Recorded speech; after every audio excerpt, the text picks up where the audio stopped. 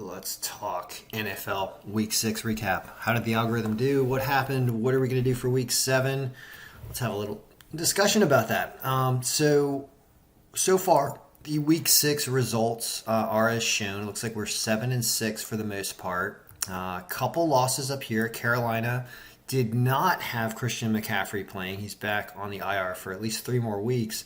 They score the correct amount of points that we predicted, but Minnesota outscores them and Carolina's defense doesn't perform. So that's kind of interesting. I know no McCaffrey makes a difference, but this is the projected score without McCaffrey. So clearly Carolina's defense did not perform against Minnesota. I don't think that's a terrible prediction. I think it just means Carolina's defense, for some reason, did not play well at home. So I'm not too unhappy about that. I am unhappy about the Bears and Green Bay. Here is an area where the algorithm, for some reason, like the Bears, and I'm going to dig into the reasons that contribute to this point projection, because I suspect that the same things that are going on with the Bears loss are affecting the Chargers, are affecting this Houston game as well. These are some weird projections that are popping out, and I suspect it has something to do with strength of schedule and defensive rating. If you look at something like Chicago's strength of schedule, let's see what happened here. This is not updated after the games this weekend. This is as of week 4, essentially, or week 5. The Chicago Bears says their strength of schedule is a 1. The SRS is the strength of schedule, or the SOS, I can't remember. But their offensive rating, their defensive rating is pretty strong. I just don't quite understand what did this and why they were up to the top. So I will spend some time with programming and simulations to try to figure out how to move these games down for the next week. And that's why I put in the effort and why I charge for this algorithm is I could just not do anything and not do any work on this because I didn't bet. I mean, personally, I had nothing vested in this weekend. I was in a state where I cannot wager. I'm just basically taking death threats from people who want me to send it to them for free. That's what's going on right now. And to tell you the truth, it's really disheartening. It makes me not want to work on this. I mean, I appreciate those of you that have subscribed, but if I'm going to be taking death threats over a fucking algorithm, then I don't give a shit anymore, honestly. Like, I'm just going to stop. So understand that going forward, that I may stop this at the end of October. If these people are not arrested, I got to deal with restraining orders and stuff. And you want to talk about something that's not worth it? This is not worth it when I'm not even betting on these games.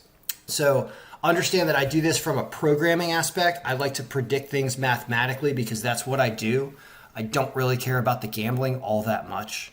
So this may be the end of this soon. If you want to support this, you can have to support it privately. You can pay me privately. You can contact me privately.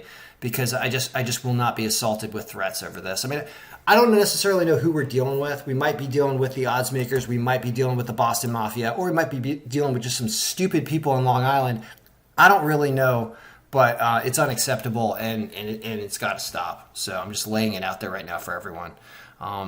Now, I'll be doing, some more work on this, and I'll be sending this out to everyone for the rest of October. I'm sorry to go negative in the video, but I'm just disgusted with what has been happening recently. So that's got to stop. If you're not in a state where you can bet and you need to do fantasy, well, I built a fantasy application, which I also didn't use yesterday because I was too busy. This one will help you win those big fantasy tournaments where you win like a couple $1 million because you got to put in a ton of different entries. Well, I built that package to do that as well while I was bored. So you can buy that as well if you want to support this. If you don't want to support it, don't buy it. I'm going to stop doing it. So there's that. Sorry, I have to get difficult with people. But that's the look. I mean, it wasn't that bad of a week, honestly. I don't know what you people wagered on. I don't know if you won. Sorry about the Bears. I'm not sorry about Miami losing to Jacksonville. I told you that was going to happen. Told you to stay away from it. Look at the projections here. We get points exactly. We're just off by like a field goal for the other team. I mean, a lot of these things were pretty good. Like I said, big miss for the Chargers. Big miss for the Bears. Not really a big miss for Carolina as that game went to overtime. But we'll see what happens with Buffalo here on Monday night. This game, of course, not happened yet. We like Buffalo a lot. Buffalo's a really strong team.